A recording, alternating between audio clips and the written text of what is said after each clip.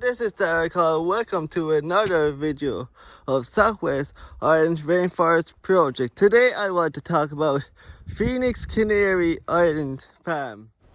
Phoenix Canary is a species of flowering plant in the palm family, native to the Canary Islands.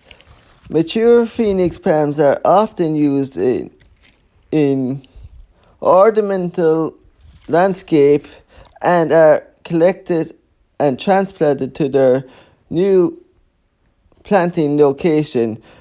I hope you enjoyed my video. Don't forget to like and subscribe, and I will see you next time.